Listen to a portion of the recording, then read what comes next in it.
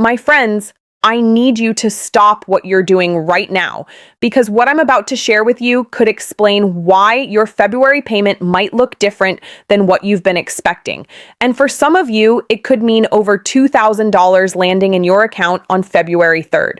Now, I know that might sound too good to be true, and believe me, I understand that skepticism because over the years, we've all heard plenty of promises that never quite materialized. But here's what's different this time. The Social Security Administration has already processed the annual cost of living adjustment. They've recalculated benefit amounts based on your earnings history and the new formulas, and they've set specific payment dates that millions of Americans need to understand right now. I'm sitting here today because I've spent the last several days going through the official SSA publications, talking to people who've already seen changes in their payment schedules, and piecing together exactly who qualifies for these higher amounts and why some folks are getting more while others are wondering where their increase went. What breaks my heart is knowing that so many of you are living on fixed incomes, carefully budgeting every single dollar, and you deserve to know exactly what's coming, when it's coming, and what you need to do to make sure you're getting every penny you've earned through decades of hard work. Whether you're receiving retirement benefits, disability payments, or SSI, the next few weeks are absolutely critical. And I promise you, by the time we finish talking today, you're going to know exactly where you stand, what to expect on February 3rd, and most importantly, whether you're one of the beneficiaries who should be seeing that $2,100 or more in your account. Let's start with the most important question on everyone's mind. Who exactly is getting this February 3rd payment, and why is it over $2,000 for some people? Well, my friends, this comes down to understanding how Social Security structures its monthly payment schedule, and it's not quite as simple as everyone getting paid on the same day. The Social Security Administration divides retirement and disability payments based on your birth date, and this is something that's been in place for years now, but it still confuses people every single month. If you were born between the 1st and the 10th of any month, your payment comes on the second Wednesday of each month. If you were born between the 11th and the 20th, you get paid on the third Wednesday. And if you were born between the 21st and the 31st, your payment arrives on the fourth Wednesday. Now, February 3rd falls on a Monday this year, which means this is actually a special payment date, and here's where it gets really interesting for those of you who need to pay close attention. February 3rd is specifically designated for SSI recipients, which is Supplemental Security Income, and this is different from regular Social Security Retirement or SSDI. SSI payments always come on the first of the month, but when the first falls on a weekend or holiday, the payment comes on the last business day before that. However, because of how the calendar falls this year, and because the Social Security Administration needs to process payments in advance to ensure everyone gets their money on time, some SSI recipients are going to see their February payment arrive on February 3rd, and depending on your situation, this could indeed be over $2,000. But let me be crystal clear about something, because I don't want anyone getting their hopes up based on misinformation floating around online. The maximum federal SSI benefit for an individual in 2025 is $967 per month after the cost of living adjustment. Now, I can already hear some of you saying, wait a minute, that's nowhere near $2,100. And you're absolutely right, but here's what you need to understand. Some of you are receiving both SSI and Social Security retirement or disability benefits simultaneously, which is called concurrent benefits.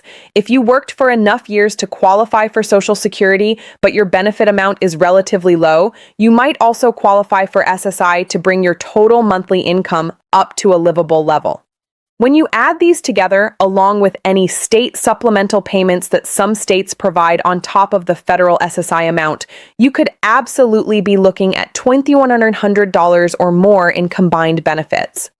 For example, let's say you're receiving a Social Security retirement benefit of $1,200 per month based on your work history. If you qualify for SSI because your income and resources are below the threshold, you could receive additional SSI to supplement that. Then, if you live in a state like California, New York, or Massachusetts that provide state supplemental payments, you might get another few $100s on top of that. When you add it all together, especially with the 2025 COLA increase that bumped benefits up by 2.5%, you're suddenly in that $2,100 range or possibly even higher. Now, let me talk about retirement beneficiaries specifically, because this is where the numbers can really add up for some of you. The average Social Security retirement benefit in 2025 is approximately $1,176 per month after the COLA increase. But remember, that's an average, which means many of you are receiving considerably more, especially if you had high earnings during your working years and you delayed claiming benefits until your full retirement age or beyond. If you waited until age 70 to start collecting, which earns you those delayed retirement credits, you could be receiving the maximum benefit, which is now over $4,800 per month for someone who consistently earned at or above the Social Security wage base throughout their career. So when we're talking about a $2,100 payment, that's actually on the lower end for many retirees who maximize their benefits. The question isn't whether $2,100 is possible, it absolutely is. The question is whether you're understanding when your specific payment is scheduled to arrive. For those of you on Social Security Disability Insurance, or SSDI, the payment schedule works exactly the same way as retirement benefits based on your birth date. The amount you receive depends on your average lifetime earnings before you became disabled. The average SSDI payment in 2025 is around $1,175 per month, but again, many of you are receiving more than that, especially if you had higher earnings before your disability.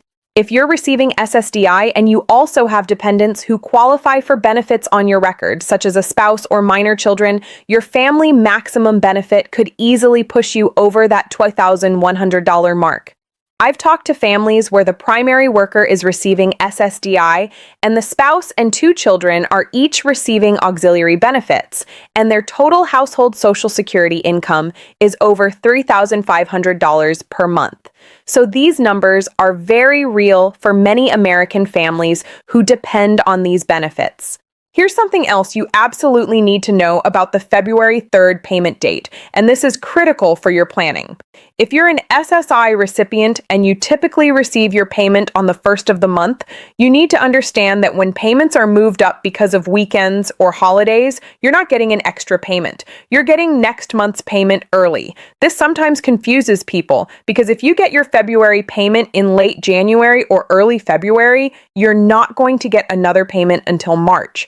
I mention this because I've heard from folks who thought they were getting a bonus payment, spent accordingly, and then found themselves short when the next regular payment date rolled around. The Social Security Administration is trying to help you by making sure you have your money before the actual due date when that due date falls on a weekend, but you've got to budget carefully and remember that you're living on that money for the entire month ahead. Let me address something that's causing anxiety for a lot of you right now, and that's the question of benefit reductions or clawbacks. Some of you have heard rumors that Social Security is going to reduce payments or that there's going to be some kind of recalculation that leaves you with less money. Here's the honest truth. The Social Security Administration does periodically review cases to ensure that beneficiaries still qualify for the benefits they're receiving and that the payment amounts are correct. If you're on SSI, they look at your income and resources annually because SSI is a need-based program. If your financial situation has changed, maybe you inherited some money, or you have more income from a part-time job, or your living situation changed, they might adjust your SSI payment accordingly. This isn't them taking money away unfairly. It's them following the rules of a program that's designed to help people with very limited income and resources. For those of you on Social Security Retirement or SSDI, the situations where your benefit might be reduced are pretty specific. If you're under full retirement age and you're earning more than the annual earnings limit, which is $23,400 in 2025, they'll withhold some of your benefits temporarily. If you owe back taxes or you're behind on certain federal debts, they can garnish your Social Security. And if you're receiving both Social Security and a pension from work, where you didn't pay Social Security taxes, the windfall elimination provision or government pension offset might reduce your benefit. But here's what I want you to understand, my friends. For the vast majority of you, your benefit is secure. It increased with the 2.5% COLA for 2025, and you should be receiving exactly what you're entitled to. If you see a reduction that you don't understand, don't panic, but do take action. Call Social Security immediately at 1-800-772-1213, or even better, schedule an appointment at your local Social Security office where you can sit down with someone and go through your paperwork line by line. You have rights as a beneficiary, and if there's been an error, Social Security will correct it and even pay you retroactively for any benefits you should have received. Now let's talk about some strategies to maximize what you're getting, because even though most of your benefit amounts are already set based on your work history, there are still some things you can do. If you're married and one spouse has a much higher benefit than the other, make sure you understand spousal benefits. A lower earning spouse can receive up to 50% of the higher earning spouse's full retirement age benefit, and that can make a significant difference in your household income. If you're a widow or widower, you can switch between your own retirement benefit and a survivor benefit based on your late spouse's record, and there are strategic ways to time this to maximize your lifetime benefits. If you're receiving SSDI and you're approaching full retirement age, your SSDI will automatically convert to retirement benefits, but the amount should stay the same, so you don't need to do anything. For those of you on SSI, maximizing your benefit means being very careful about how you manage your resources and income. Remember, SSI has strict limits. You generally can't have more than $2,000 in countable resources as an individual or $3,000 as a couple. But not everything counts toward that limit. Your home doesn't count, one vehicle doesn't count, household goods and personal effects don't count. There are also special rules for things like burial funds where you can set aside up to $1,500 per person for burial expenses without it affecting your SSI. If you're thinking about accepting a gift from a family member or you're wondering whether to sell something you own, talk to Social Security first to understand how it might affect your benefits. Here's another important piece of information about maximizing your income that many seniors don't realize. Some of you may qualify for additional state or local benefits that work alongside your Social Security. Many states have property tax relief programs for seniors. There are prescription drug assistance programs, energy assistance programs to help with heating and cooling costs, food assistance through SNAP, which used to be called food stamps. And these programs often use your Social Security benefit amount as part of the qualification process. So receiving Social Security might actually open doors to other help you didn't know was available. I encourage every single one of you to contact your local area agency on aging or senior center and ask them to do a benefits checkup with you. You might be leaving hundreds of dollars a month on the table simply because you didn't know these programs existed. Let me talk for a moment about our veterans, because if you're receiving VA benefits along with Social Security, you need to understand how these work together. The good news is that VA disability compensation and VA pension benefits don't reduce your Social Security benefits at all. These are separate programs, and you can receive both. However, if you're receiving SSI, your VA pension could affect your SSI amount because SSI is need-based and counts most other income. But VA disability compensation is specifically excluded from counting against SSI. So if you're a disabled veteran receiving both VA disability and SSI, that VA disability money shouldn't reduce your SSI. This is incredibly important for veterans to understand because some folks have been told incorrectly that they can't get both, and they absolutely can in many situations. As we move into February and you're watching for that payment on February 3rd or whatever your scheduled payment date is based on your birth date, I want you to do a few things for me. First, check your My Social Security account online. If you haven't set one up yet, go to ssa.gov and create an account. This lets you see your payment history, verify your benefit amount, and check your payment dates. Second, make sure your direct deposit information is current. If you've changed banks or if there's any issue with your account, you need to update that immediately, because the last thing you want is your payment going to the wrong place or being delayed. Third, keep copies of all your Social Security documents. Keep your award letter that tells you how much you're supposed to receive. Keep your cost of living adjustment notice. Keep your annual Social Security statement. These documents are your proof of what you're entitled to, and if there's ever a question or a problem, you'll need them. My friends, I know that living on Social Security isn't easy for most of you.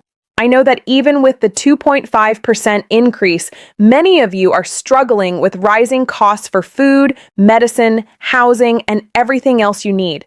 I know that $2,100 a month, or whatever amount you're receiving, has to stretch further than it used to, and I know the anxiety that comes with wondering whether you'll have enough. What I want you to take away from our conversation today is this: knowledge is power. Understanding exactly when your payment is coming, how much you should receive, what might reduce it, and what additional help might be available, that knowledge helps you plan, helps you budget, and helps you advocate for yourself when something doesn't seem right. The February 3rd payment is coming for those of you who are scheduled to receive it, and for many of you, it will indeed be over $2,100 when you combine all your benefits together. Watch your account, verify the amount when it hits, and if anything seems wrong, speak up immediately. You worked your whole life for these benefits, or you became disabled and qualified for them, or you found yourself in financial need and qualified for SSI. Either way, these are your benefits. You've earned them or you qualify for them, and you deserve every single penny. Take care of yourselves, watch out for each other, and I'll be back soon with more updates as they happen.